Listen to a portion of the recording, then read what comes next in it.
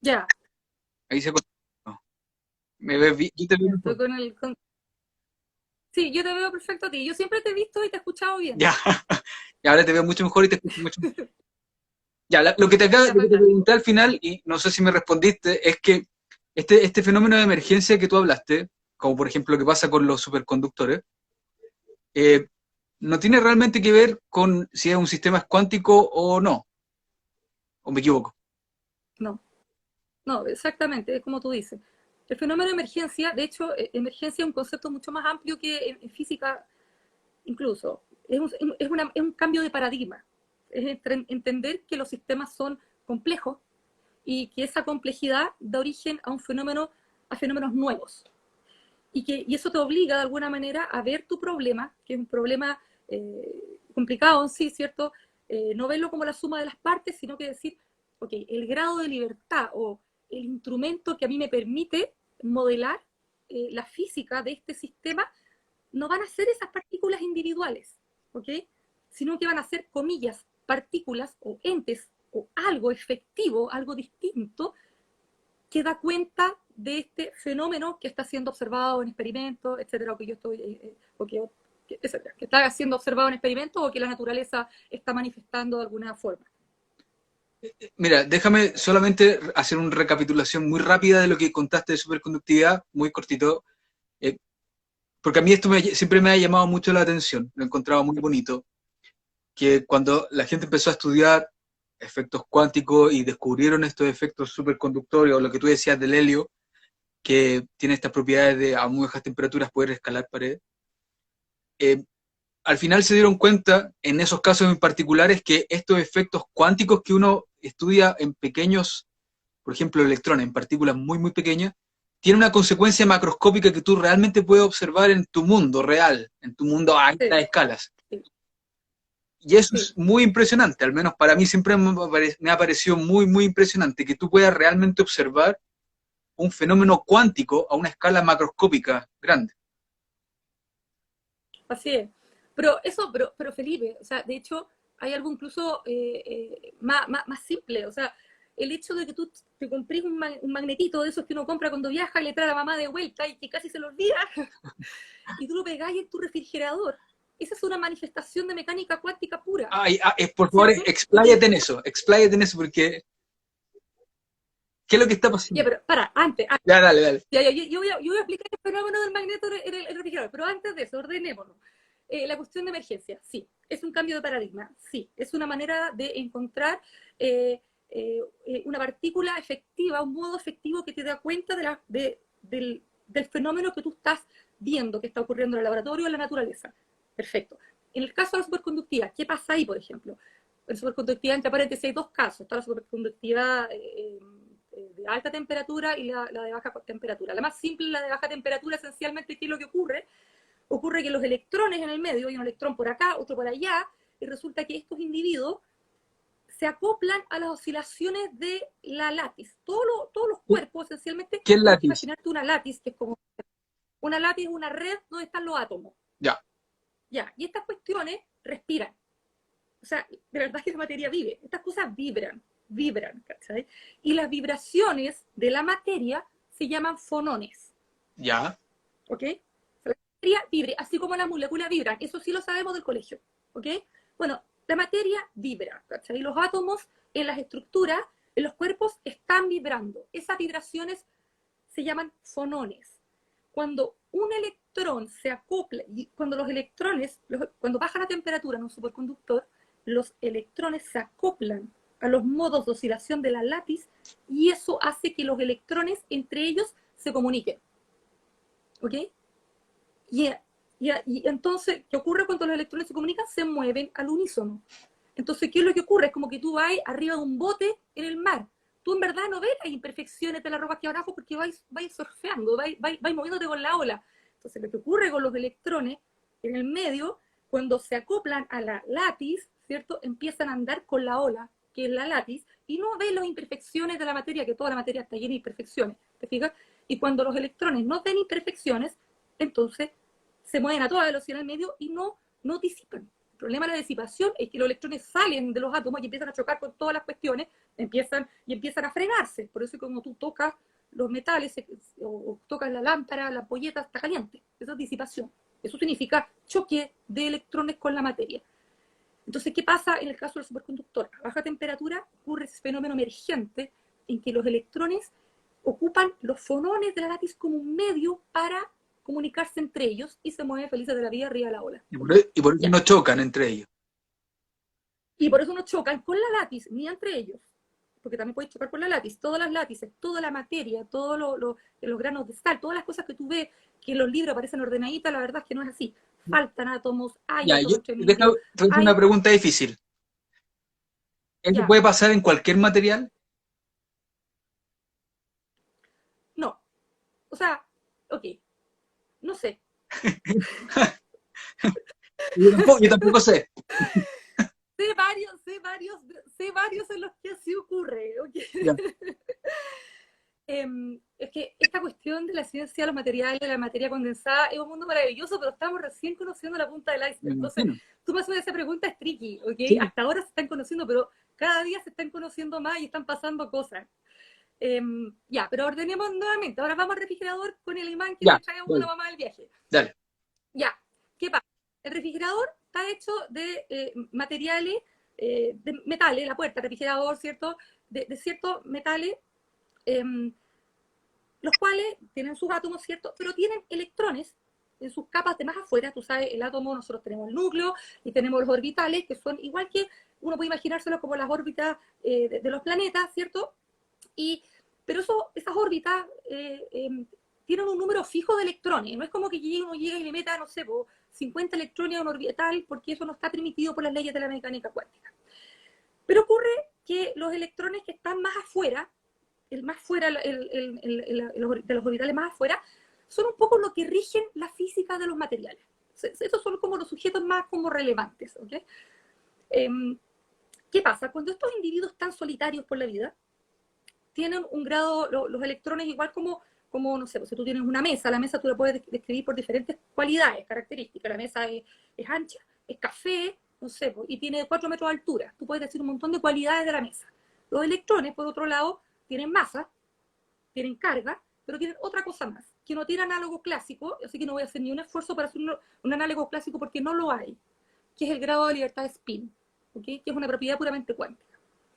Ahora, estos spines se acoplan, es decir, conversan con campos magnéticos, que son campos magnéticos que tú puedes crear, por ejemplo, en una bobina. Si tú llegas y enrollas un tubo con un alambre y lo conectas a una fuente de poder y circula una corriente por ahí al centro de la bobina, tú tienes un campo magnético, ¿ok? Suponte que tú generas un campo magnético. Ese campo magnético de esa bobina habla con los espines de los electrones. Y cuando estos electrones están solitarios en la última capa del átomo, ese electrón quiere alinearse con un campo magnético que esté por ahí, ¿ok? Así conversan. Esa es la manera. ¿Y por qué quieren hacer? Porque haciendo eso, la energía de ese sistema baja, como toda la naturaleza, ¿cierto? Entonces, ¿qué pasa? Cuando tú tienes estos materiales en tu refrigerador, de lo cual está hecha la puerta del refrigerador, tú tienes esta clase de átomos que tienen electrones medio solitarios en las últimas capas, en que el grado de libertad de spin va a estar, comillas, dispuesto a alinearse con un campo magnético. ¿Qué es el magnetito que tú le comprarías a tu mamá en el aeropuerto? Es esencialmente un imán. ¿Y qué es lo que hace un imán? Tiene un polo norte, un polo sur, ¿cierto? Emergen líneas de campo magnético, se cierran. Esas líneas de campo magnético son paralelas con un campo magnético. Entonces, lo que tú estás acercando a tu refrigerador, ¿cierto? Es un campo magnético que va a querer alinearse con los espines de tu material de la puerta del refrigerador. Cuando eso pasa, la energía disminuye el sistema. Luego tú vas acercando tu magnetito y quiere pegarse, porque eso disminuye la energía. Pero cuando tú haces eso, sin embargo, la madera se cae, porque la madera no tiene esas propiedades, la materia por de la cual está hecha la madera, los átomos no tienen esa propiedad de tener esos electrones en esas configuraciones. Entonces, ¿qué ocurre? Vas a tener todos tus espines de tus átomos de tu puerta refrigerador apuntando todos parados para arriba, por ejemplo, y tienes el campo magnético de tu imán apuntando para abajo, y eso minimiza la energía del sistema. Y queda pegado ahí. Feliz. Ya. Oye, todo lo que tú me has dicho es clave en realidad para entender la ciencia de los materiales, entender la naturaleza cuántica de los materiales. Yo intuyo entonces que al conocer bien la naturaleza cuántica de cada uno de los componentes, uno puede ya sea predecir o tal vez construir nuevas cualidades de nuevos materiales. Por supuesto. O sea, primero uno tiene que entender lo que pasa con lo que hay, ¿cierto? O sea, tú tienes que ver, hoy en día, hace tiempo ya se corre por dos carriles. El carril de investigar lo que la Tierra nos entregó, ¿cierto? Los materiales que están disponibles, los que hay, que todavía no los entendemos todos, y se corre un carril paralelo de metamateriales, que son materiales fabricados por nosotros, ¿ok? Cosas que no están naturalmente en el planeta disponibles y que nosotros esencialmente armamos, ¿cierto? En el laboratorio, y ambos tenemos que entenderlo, ¿sí? Porque si tú quieres armar algo, tienes que saber cuáles son las reglas del juego, o sea, cómo estos componentes, tú quieres un material que haga algo, tú tienes que saber ya cómo yo logro que esto haga esto otro, cuáles son mis ingredientes, como cocinar un queque, ¿cierto? ¿Cuáles son tus ingredientes? ¿Cómo van a interactuar ellos para hacer lo que tú quieres? Y en eso, claro, tú usas lo que está disponible, lo que haya aprendido hasta ahora en ciencia, los materiales que han habido disponibles para armar tu otro material, tu nuevo material, tu metamaterial. Y ahí hay varias cosas que juegan rol. O sea, cómo los componentes fundamentales de tu material, que no necesariamente son los componentes fundamentales de la naturaleza. Porque hay partículas, lo que te decía yo, no necesariamente el electrón es el grado de libertad o el protagonista de la teleserie, ¿ok? De repente son 2 electrones, de repente son 3 o 4, de repente es electrón dividido por 3, aunque parezca desquiciado, ¿ok? Eso da cuenta del efecto fraccionario, ¿ok? Entonces, en la medida que tú vas entendiendo la materia y entiendes cuáles son los protagonistas que dan cuenta de la física, y eso tú lo contrastas con experimentos, o sea, entonces eso te dice, ¿sabes qué? Ok, estos son los componentes, ahora, punto 1, estos son los componentes, punto 2, estos componentes interactúan entre ellos de esta manera. Tampoco no es trivial, que esta partícula efectiva no va a interactuar con otra partícula efectiva de la misma manera que interactúan las partículas que la fabrican. Por ejemplo, si mi partícula crucial en mi problema son 3 electrones no interactúan con 3 electrones de la misma manera que un electrón interactúa con otro electrón. 2, las interacciones. 3, crucial, la geometría. ¿A qué te refieres con geometría? La geometría del material. La geometría de tu material, la conectividad que tienen tus átomos en tu sistema. Es decir, conectividad me refiero a cuántos átomos son el vecino de ese átomo. ¿Ok? No. El hecho de que tú tengas un sistema, por ejemplo, ¿a qué me refiero con geometría? Un ejemplo típico. Si tú tienes un sistema en el que tú minimizas energía, por ejemplo, teniendo un triángulo, ¿ok? Con 3 flechas, ¿ok? Suponte que yo te digo, okay, las reglas del juego son que las flechas entre vecinos tienen que ser antiparalelas. Eso minimiza energía. Entonces tú, Felipe, me tienes que decir, Paula, no puedo hacer eso. Porque siempre voy a tener 2 de ellos que van a tener la flecha apuntando para abajo o para arriba. ¿Estamos de acuerdo? Así es. Eso se llama frustración geométrica. ¿Qué quiere decir eso? Quiere decir que el sistema está todo el rato tratando de minimizar energía, pero no puede. ¿Cachai? Tú llegáis, tenéis tu experimento, le sacáis una foto y ves que si tú dices 1, 2, 3, está el 1 para arriba, el 2 para arriba, el 3 para abajo. Cool. Le sacáis otra foto, tu experimento está el 1 para abajo, el 2 para abajo, el 3 para arriba, etcétera, y te pasáis la vida, ¿ok? Y entonces el sistema no se ordena. ¿Cachai? Y eso de origen a, por ejemplo, un nuevo estado de la materia que se llama spill liquids, que son espines líquidos. ¿Y por qué líquido? Porque uno supone que un sólido está ordenado, está acá, y un líquido uno supone que es algo que no está ordenado. Y esto no está ordenado por efectos prácticos, porque le sacáis una foto, está de una manera, le sacáis otra foto, está de otra manera, no está ordenado, está fluctuando. Ya, mira, déjame tenerte ahí porque esto es súper interesante lo que tú acabas de decir. ¿No? La gente está acostumbrada, obviamente, a pensar en 3 estados de la materia, nada más. Líquido, sólido, gaseoso. Y ahora tú me estás diciendo que con todas estas nuevas propiedades emergentes hay muchos más. Y de hecho, me emocionante uno al tiro. Y ahora la pregunta es, bueno, entonces, ¿cuántos más? Oh. Mira, bueno, Estaban los spin glasses, los spin liquid, los superconductores, aisladores topológicos, o sea, podría, muchos más, Felipe, eso, de cuántos más, hay muchos más y las posibilidades son muchas. Eso es súper Hay interesante. O hay sea, muchas. el ser humano está en la Sí, posición ahora de crear nuevos estados de materia. sí, por supuesto que sí, lo estamos haciendo ahora. O sea, imagínate, el año 2018, esto es algo que partió hace mucho tiempo atrás, un individuo estaba en MIT, profesor joven, hereda el laboratorio del profesor mayor, qué sé yo, y empieza, hacía mucho tiempo que estaban tratando de ver cómo semiconductores, por ejemplo, el grafeno, quiero hacer un paréntesis, porque el grafeno es choro por una razón, Ya vamos a hablar del porque uno grafeno. puede hacer grafeno en la casa. Ay, ay, ay, ay, ok, ya, pero después les digo entonces cómo hacer grafeno en la casa.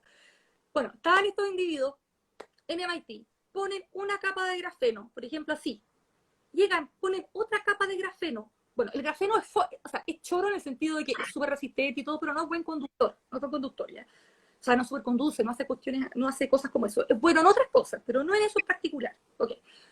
Ponen la capa de grafeno, ponen la otra capa de grafeno encima, rotan una respecto de la otra y el sistema que era como grafeno-like, si tú querés decir, o sea, se comportaba como Dilo, grafeno y grafón. grafeno, no sé mucho, no. Se comportaban como dos capas de grafeno inicialmente, tú lo giras y se comporta como un sistema completamente diferente, con propiedades magnéticas distintas, bajo ciertas condiciones de temperatura y de potencial, y de potencial eh, eléctrico, se comporta como un superconductor, y etcétera, y se comporta, también ha demostrado que hay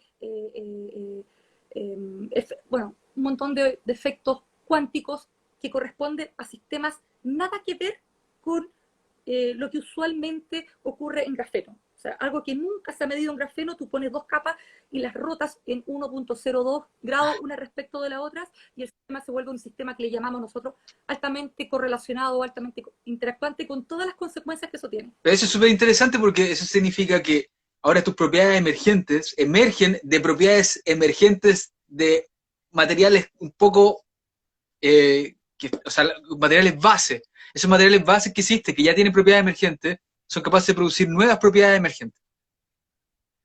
Sí, así es. Habla un poco del grafeno, para poner esto en contexto. Porque la gente probablemente escucha Ya, el grafeno para acá, para allá, entonces para que de verdad digáis por qué el grafeno es lo que es. ya, el grafeno, bueno, uno puede hacer grafeno, ¿cierto? Esta es la manera más simple.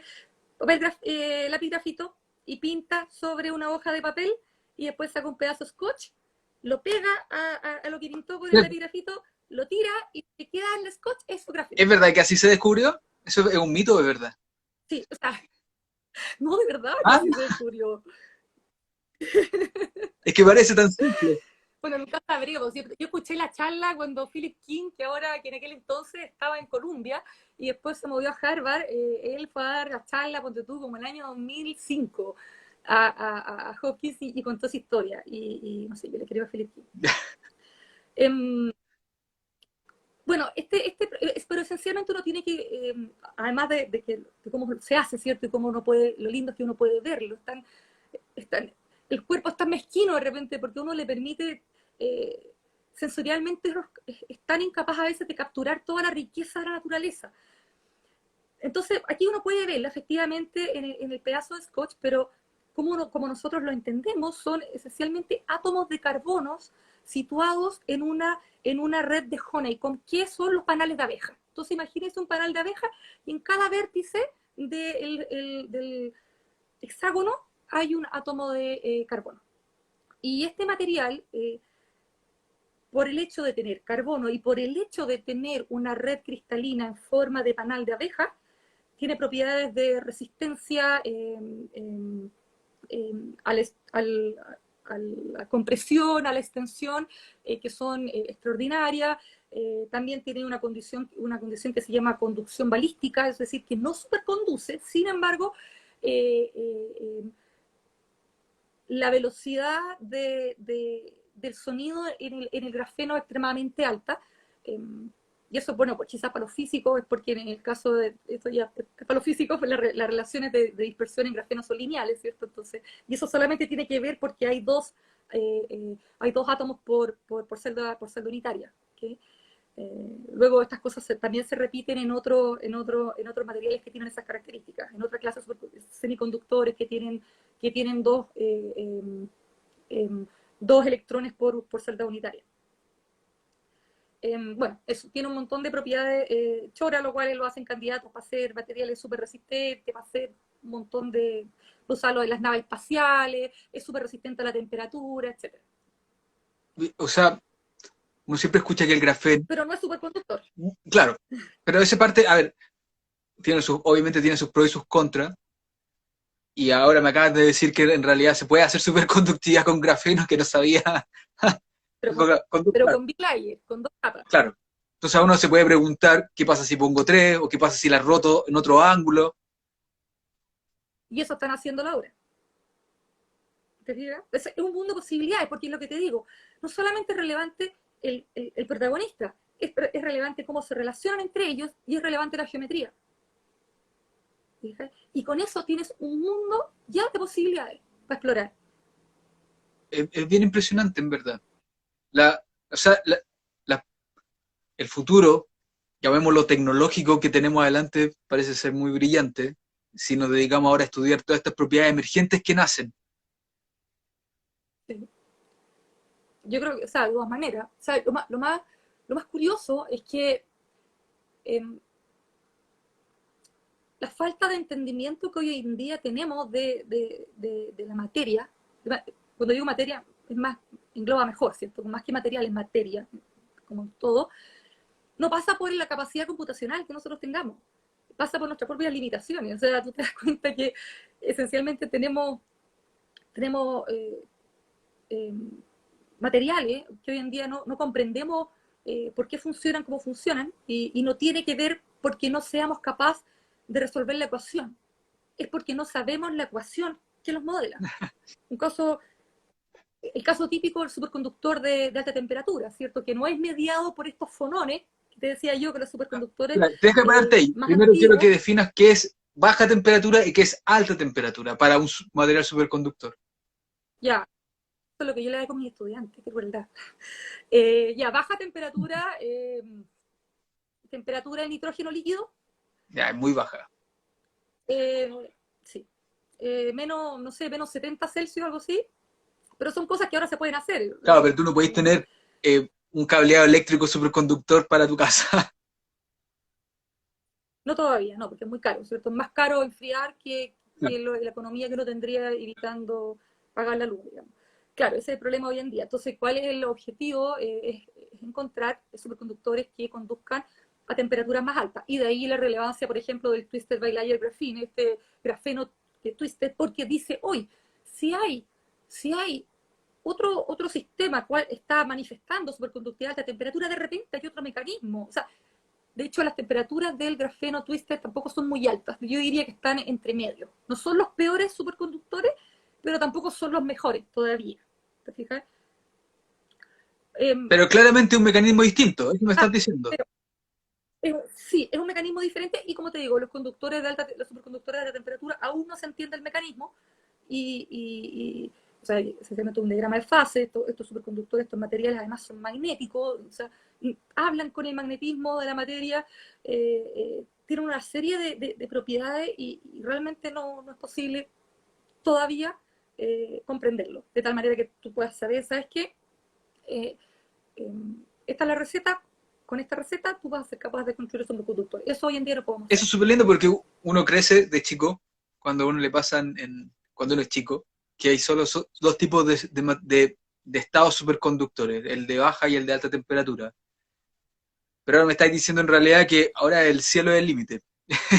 Ahora, Sí, de hecho, hay unos superconductores de fierro que salieron, ponte tú, como el año, pero tienen que haber salido como el año 2009, ponte tú, que son superconductores en base a fierro. Los de alta temperatura son cerámicos, son con cobre y oxígeno. Los de más baja temperatura, no sé, con mercurio, un superconductor, ¿cierto? Así fue descubierto. Pero hay otros ahora de fierro también. ¿pero cómo funcionan esos? No los conocí. De hecho, mira, te voy a ¿Cuál hacer... es el mecanismo? Dale, háblame, que después te voy a hacer una pregunta que me acaban de hacer en el chat. Ya, sí, no, esos son mediados por fonones también, por la Ya. látiz, son fome. Ya está bien. Mira, aquí preguntan, ¿qué pensáis de los últimos hallazgos de Twisted y de los superconductores a alta presión, H3S, dice?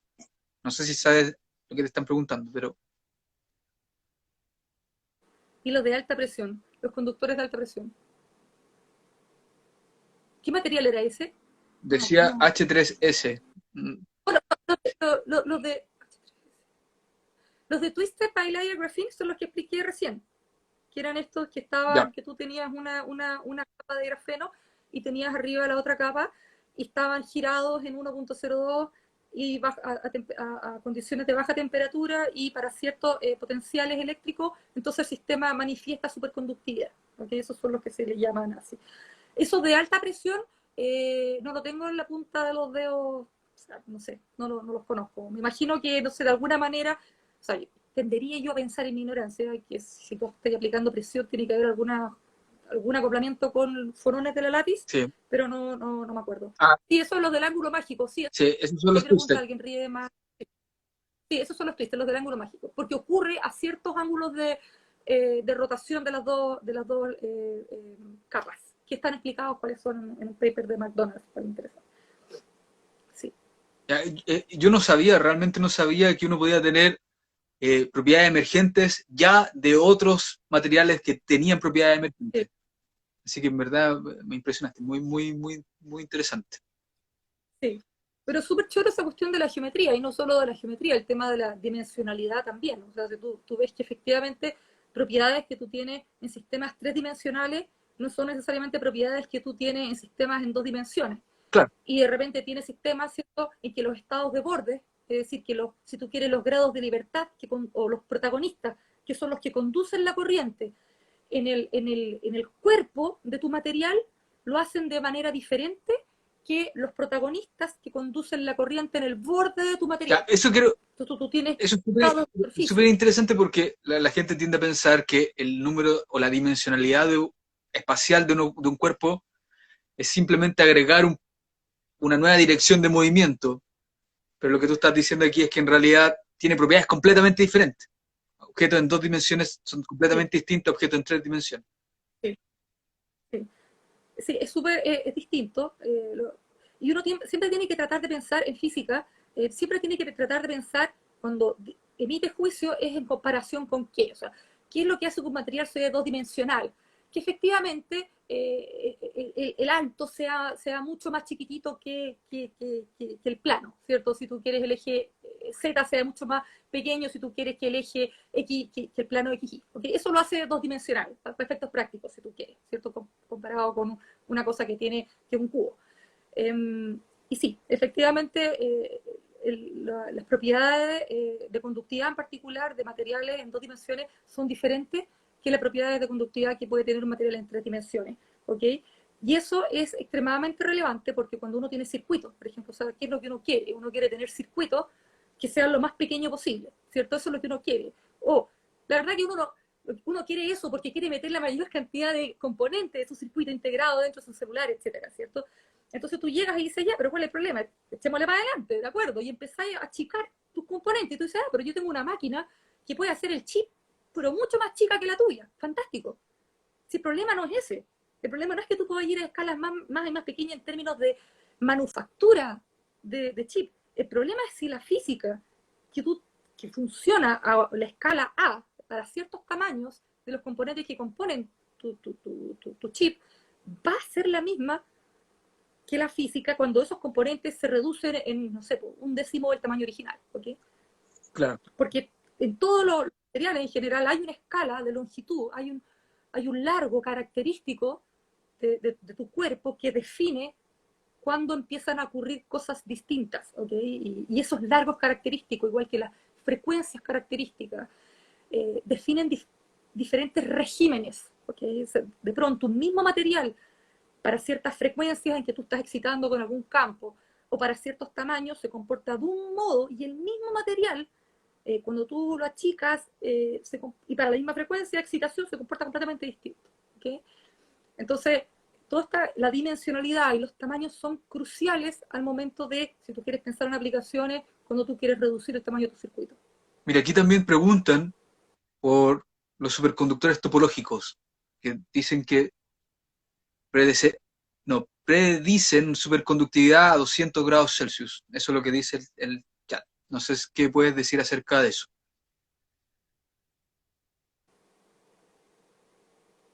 Chuta, 200 grados Celsius. Yo creo que no.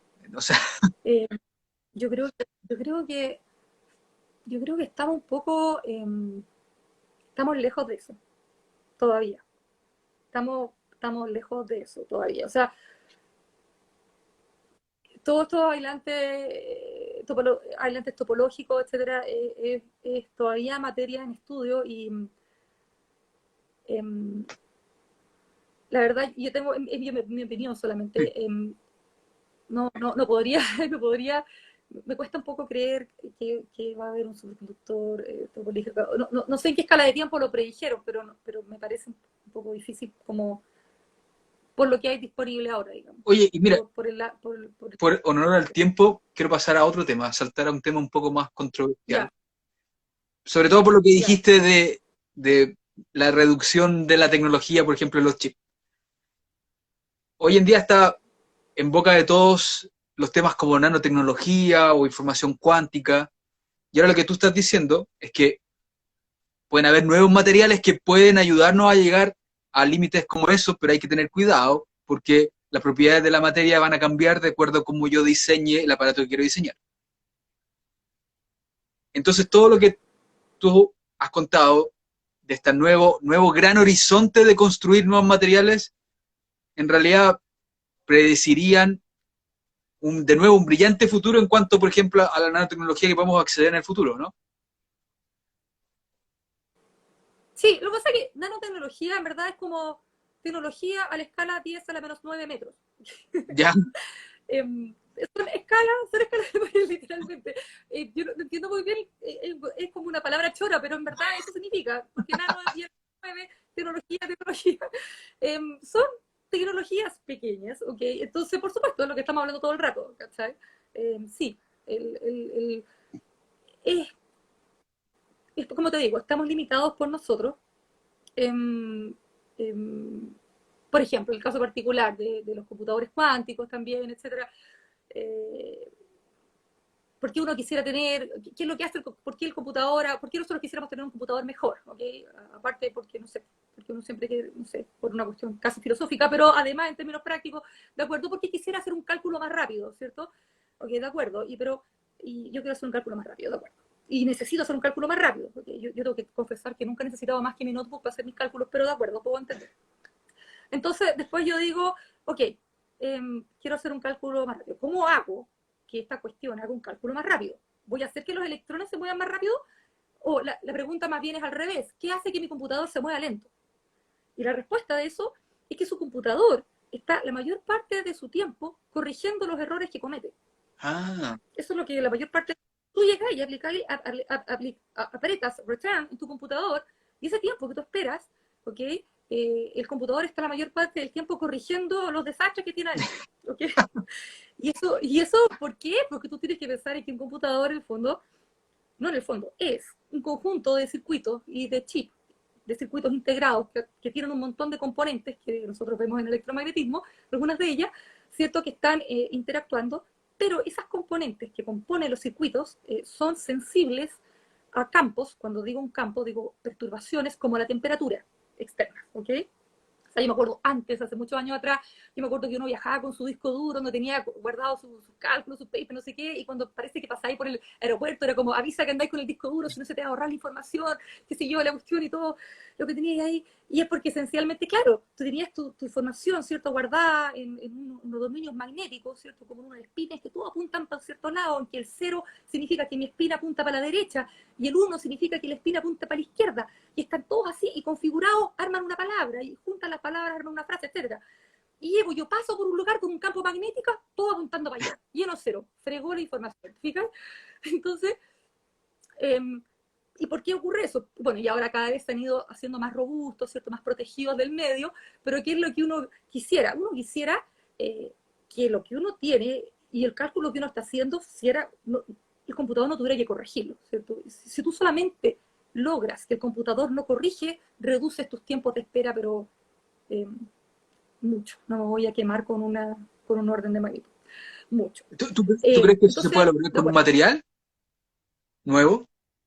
por su, o sea, sí, sí, se puede lograr con un material nuevo y más bien ahí, bueno, tengo que entrar un poco en materia, no sé cuánto rato tengo, Nos quedan 10 pero minutos. eh, ya, esencialmente esta cosa que yo les conté de que los electrones tienen masa, tienen carga y que también tienen spin. Y el spin es la materia que nosotros conocemos, los materiales que nosotros conocemos, ¿cierto? Pueden tener valor entero o semi-entero. Cuando digo semi-entero, dividido por la mitad. Ya, de un entero, de un número entero como el que conocemos. De acuerdo. Sin embargo, hay materiales, ¿cierto? O sea, entonces, eso era el paradigma hasta hace varios años atrás, ¿cierto? Que existían estas dos clases de materia con spin entero y con spin entero. Pero con el tiempo las personas se dieron cuenta de que existía materia que puede tener spines entre medio de esas cosas, ¿ok? O estadísticas que van entre medio de las estadísticas que definen los electrones o, por ejemplo, dos electrones juntos, ¿ok? Y estas cosas que tienen estas propiedades que yo diría estadísticas diferentes que los electrones o que dos electrones juntos, eh, se comportan de tal forma que hablan a distancia.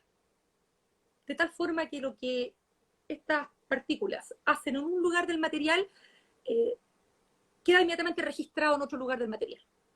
Ya. ¿Qué consecuencia tiene esta propiedad, yo diría, topológica? Es como si estuvieran unidos por lazos irrompibles. ¿Qué es lo que pasa cuando tú tienes los materiales que nosotros tenemos ahora en los computadores que son sensibles a la perturbación? O sea, tú llegas, aplicas un campo magnético, tienes un spin, lo cambias.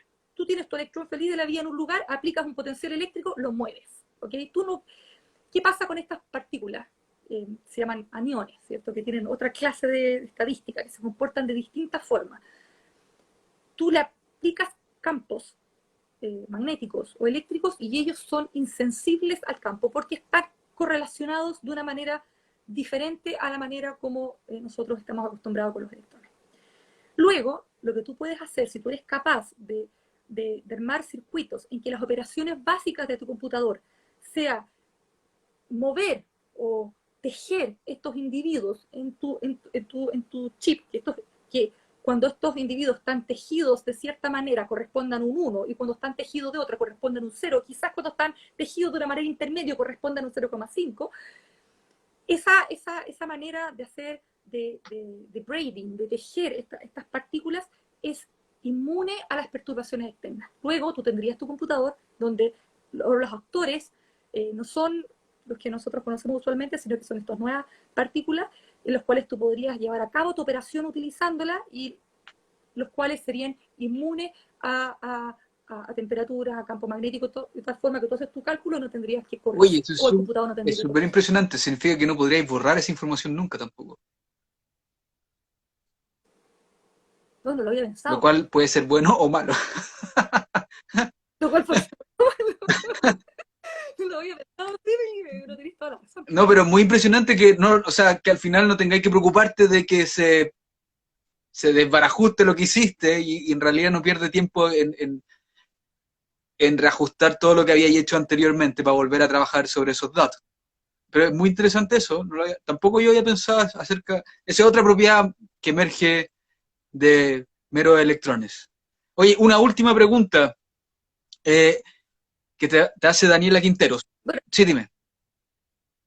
ya, bueno, ahí quería decir un poco, porque las personas que escuchan el Instagram, usualmente el UI Physics, entiendan un poco la diferencia de lo que se había estado hablando antes, que era un poco física de partículas, física de alta energía versus materia condensada. Esencialmente, lo que hacen los físicos que trabajan en física partícula, ustedes trabajan a escalas pequeñas y a energías súper altas.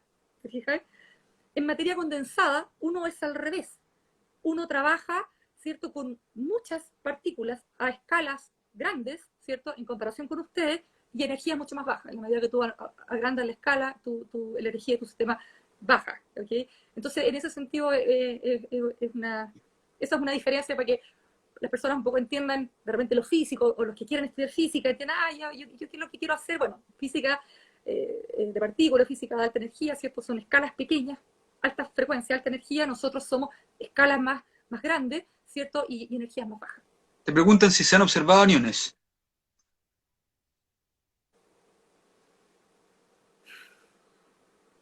¿Sabes que en estos superconductores, en estos cables, en los dos bordes de estos materiales superconductores que son unidimensionales, en ellos sí? Ya. En ellos sí. Eso ya es suficiente. Pero hay millones de propuestas para poder encontrarlo. Es un tema completamente abierto, no solamente en materiales superconductores, como fue ese caso, que sí, sino también en materiales magnéticos, como el modelo de Kitaev,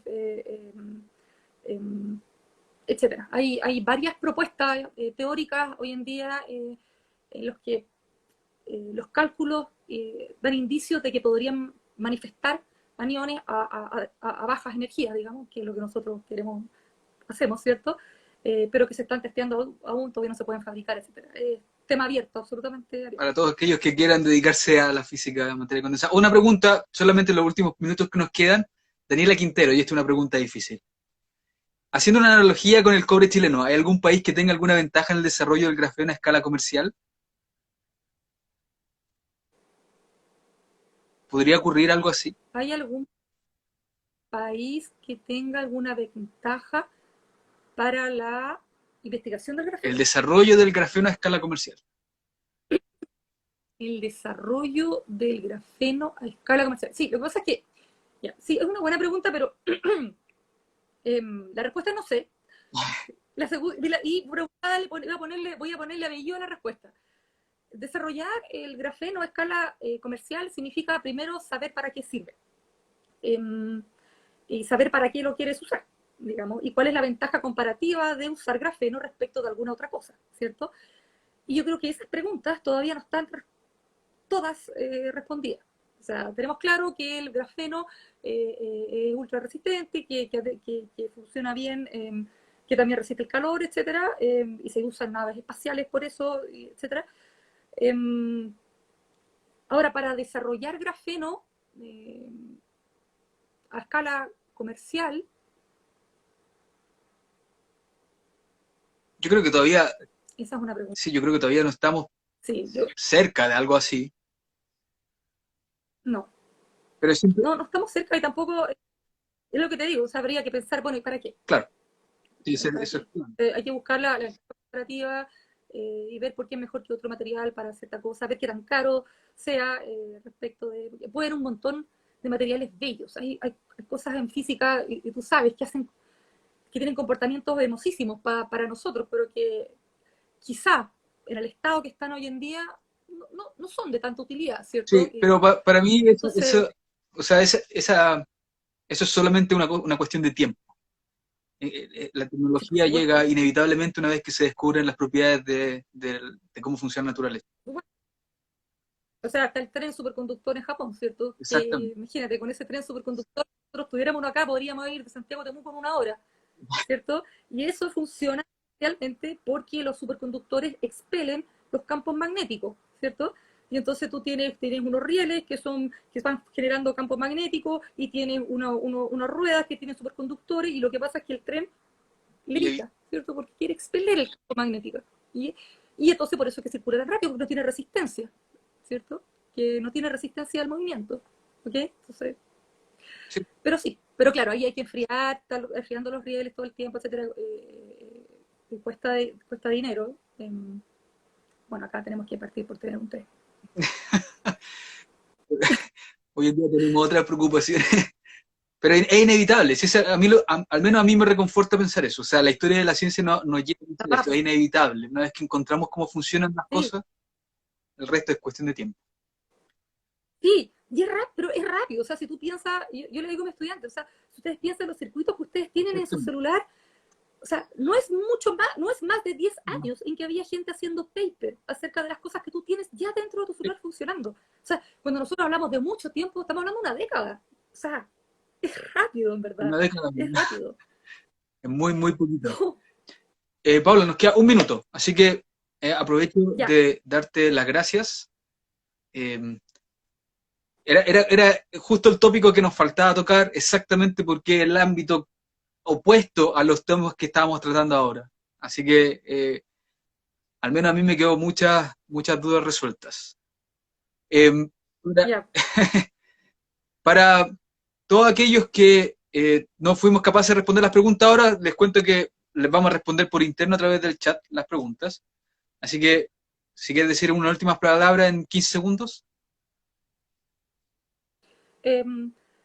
Ay, qué terrible. Bueno, emergencia, no solamente física, en un montón de otras disciplinas, es el cambio de paradigma, ¿ok? Ver el problema de otra manera. Eso. Listo. Y nos vemos hasta la próxima. Muchas gracias por vernos a todos. Que estén muy bien. Chao, chao.